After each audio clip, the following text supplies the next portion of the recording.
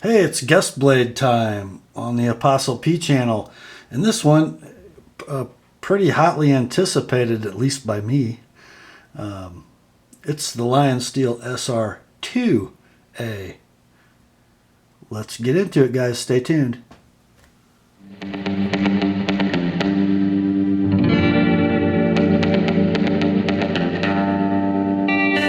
Yeah, hi gang, Rob here. It's the evening of 24 March 2013. And we are going to talk about the Lionsteel SR-2A, or the SR-2 family. As you know, I have a generally positive relationship with Lionsteel products. The SR-1A is one of my favorite knives to carry. Although I must tell you that I have a really good example of an SR-1A. I have seen them with problems. Mine does not have any. Some pivot issues and some sticky lock issues. Mine is smooth as silk and locks up great, and the pivot never moves. But I have seen Lionsteel knives with this sort of mechanism exhibit some problems with sticky locks and pivots that won't stay tight. So if you get a good one, great. If you don't, it might happen. Anyway, let's sort of run down the mechanics of this knife.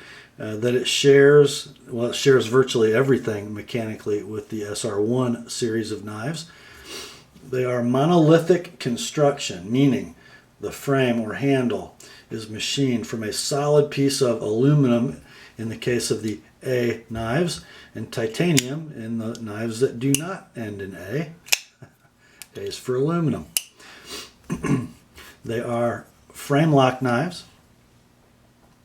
The lock bar, of course, because it is an integral or one-piece monolithic design, the lock bar is the same material as the frame, and whether titanium or aluminum, they come with a steel, hardened steel, lock bar insert to interface with the tang of the blade when the knife locks open. For some strange reason, and this knife no exception, I don't know if Lionsteel doesn't harden the insert to a relatively comparable hardness to the blade, or what the situation is, but the inserts are carbidized, and that I think is what contributes to the sort of hit and miss stickiness. It's kind of a gloppy carbidization. This knife is behaving really well. Sometimes there's a tiniest bit of stick, you just heard it there. Sometimes just free and easy. In fact, most of the time. Locks open great. Let's keep going on mechanics. There is an over travel stop, which is called the roto block. It doubles also as a open lock stop. So if I open the knife and then rotate that clockwise, I cannot disengage the lock bar. You'll not hear me ever say that makes the knife a virtual fixed blade. It becomes a frame lock folder with a lock bar stop. It can help, if you're torquing on the knife in certain cutting situations or prying tasks. It can prevent you from accidentally releasing the lock. If your hand is sort of rotating on that handle like that.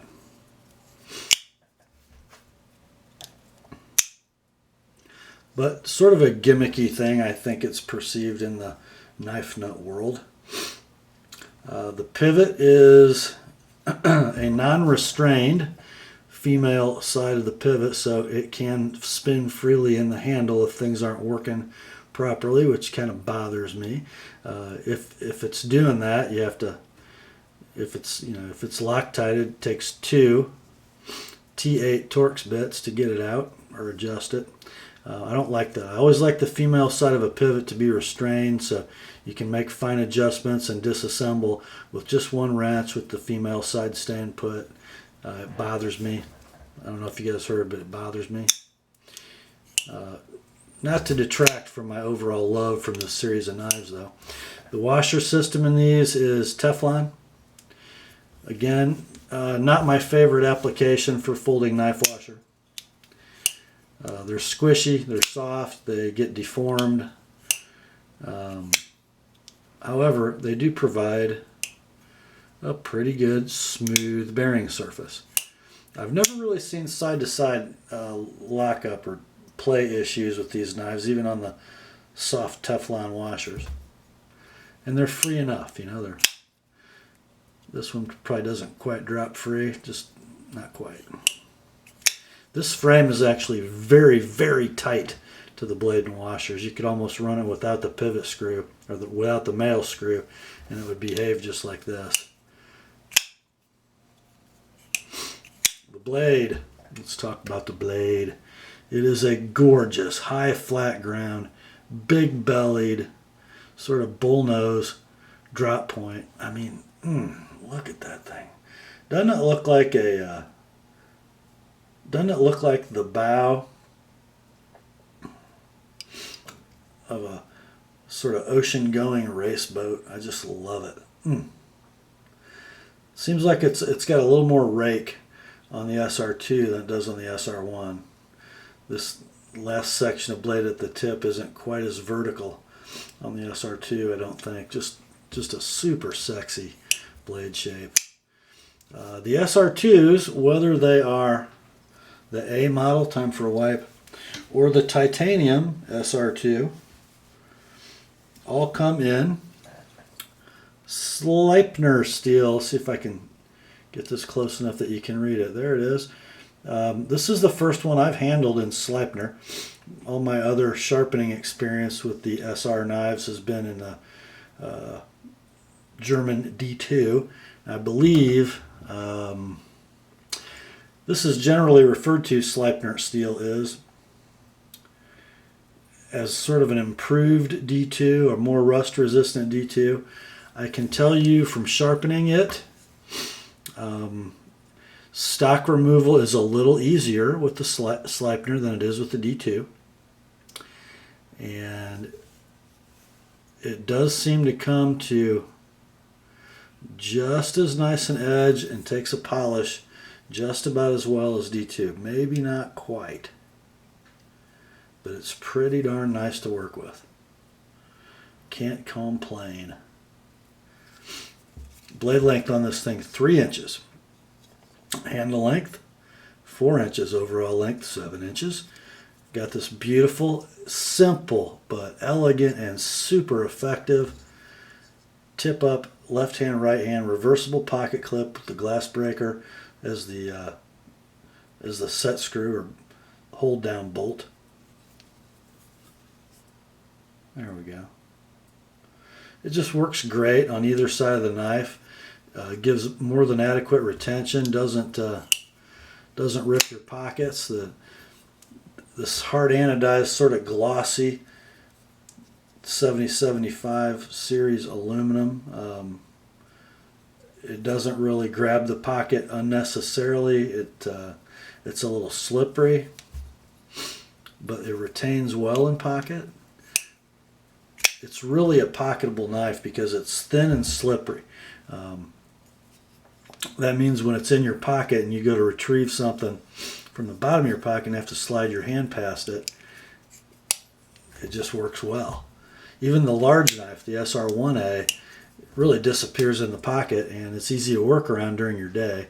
The SR-2A, I gotta believe, is going to be even easier. It might be a little thinner than the SR-1A, but I don't know. I think the stock thickness of the blade is the same, 4 millimeters. Got that same curved spine. Gotta love that. There's not a lot to say about this knife that I haven't said in the SR-1A videos because they're basically constructed the same way. My only concern, to tell you the truth, with the 2s was going to be the ergonomics. I thought, you know, I would put that SR-1A in my hand and take hold of the handle and think, I don't know if there's, you know, over half an inch of extra material there. And I really wondered if the 2s were going to have a large enough handle to accommodate my hands. I wear a large size glove that, and they're not tight. You know, I have a large side of medium hand. And I was really afraid this sort of pommel back here, this little bump in the end of the handle was going to be, my pinky was going to be right on top of it. But here I am in a saber grip, and I'm not cramped, and it's just fine. I do think I noticed the pocket clip a little more in the small knife than I do in the large knife. But, you know, even if it had to hang out, but it doesn't, just really, really nice. Let's see, what about the hammer grip? Maybe even better. Draw cut grip, no issues. Reverse grip, not that you're really going to use this as a defensive weapon, but it's just money everywhere you go. Here's kind of a neat surprise, I think, with this knife I didn't expect. If there's a knock on the SR-1A, it's that because it's a little bit large and kind of slippery, you know, given, you know, how wet your hands are, how dry they are, what kind of humidity and temperature there is, they can be a little difficult to manipulate. You know, you grip them and you kind of feel like they're slipping around in your hands, especially during deployment. I have not felt that once with this SR-2A. It seems like it's just small enough that your hand just sort of has control all the time, no matter how slippery the texture. So big win. You know, I guess I would kind of say that this is as good a small version of the SR-1A as the Ontario Rat 2 is of the Rat 1. You know, they made some things smaller. I don't think they went thinner stock, but they did use a smaller thumb stud, which is interesting. On the Rat 2, it uses the same big thumb stud that there is on the Rat 1. This one is definitely smaller than the SR-1A. It's more in proportion. Of course, everything else seems to be about the same. I believe it is the same clip, not shrunk. But, man, very cool. I gotta say this, guys. Oh, because you hear what comes into my head. I try to be as tactful as possible when something controversial or a little bit negative does come into my head, but I gotta wipe this blade. I just have to say it. This knife's been out for about a year, huh? And I guess about Christmas time, the market greeted another small 3-inch bladed, aluminum handled, hard anodized EDC blade out of D2 steel from an American maker, and you saw me review it, and my review was with great anticipation, I might add, because I really wanted to like it. But alas, I did not. I love Jason Browse's design. I love his work, but this is the knife the Bionic should have been. This is a little heavier, I think, 3.7 ounces. But you still, you get a big chunk of D2, not quite D2, I guess. This is Sleipner. A substantial blade. Neither one of them has an edge that's worth a hoot from the factory, but this knife is easier to make into a great slicer because it doesn't have ricasso issues. I did have to enhance this choil just a bit to get the base of the cutting edge off the plunge grind, but I'm talking maybe a 1/16 of an inch. Wasn't bad at all. Oh, man. I love the blade shape. I like it a lot more than the blade shape of the Bionic. And one thing about these SRs, guys, because you're gonna hear no matter where you go how bad the factory edge is. I mean, I don't mean like cool is the rule, but cool is the rule, but sometimes bad is just bad. It's a horribly convex thing that's kind of shaped like that. You can barely even tell there's a point on the edge. But oh man, of all the production knives I know of that have bad edges from the factory, there's none that is more rewarding to work on, because what you get when you're done is so good. You know, the actual grind geometry, it's a very gradual flat grind because the blade's pretty broad for its thickness and the grind starts so high. So once you get the geometry of the cutting edge right, oh, you get a cutter. If you guys saw my hard use test with the Benchmade Adamas and the Lionsteel SR-1A, you'll see what I'm talking about. The knife just cuts, and man, it cuts for a long time. Let's see, after rectifying that factory edge problem, I haven't cut any paper with this, guys, since it came off the strop, so you're going to see the same time I am. And my paper cutting technique tonight has not been good, so don't hold me against the knife. Let's just see what we got. Oh, you know, for this is a thick knife. Listen to that. I'm becoming a Sleipner lover. Let's try some pushes. Wow.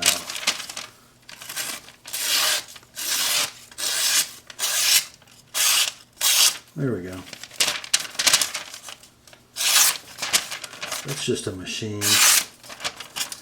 Love it. Wow.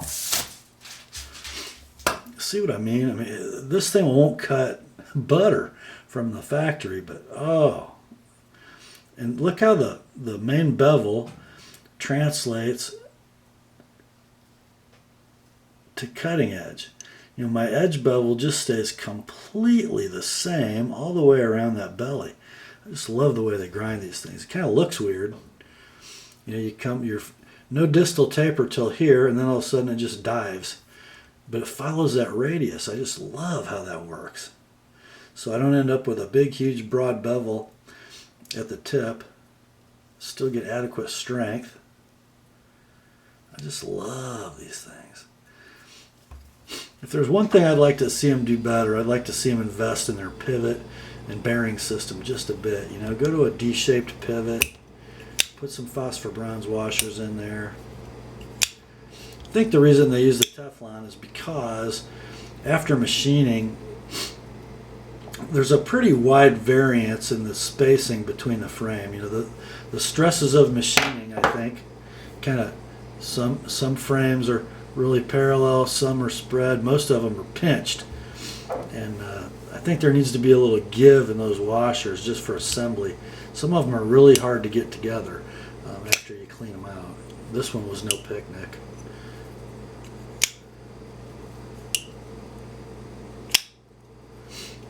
What a sweet blade. You know, here's another one, guys. I'd sort of written it off my list because I was concerned about the ergos of the handle wasn't long enough, and I wasn't going to buy one. Now I get one in for sharpening, and I want one. I want one in red with a satin blade, and I want one pretty bad. This sharpening thing is getting expensive. Guest blades are getting expensive too. Now I got to buy an Umnumzon, an SR-2. Please send money. Just kidding. Do not send money unless I'm working for you. That's it for tonight, guys. Grace to you and peace from God our Father and the Lord Jesus Christ. And remember the word, and I forgot to mention, Jason's SR-2A are sharp. Have a good night.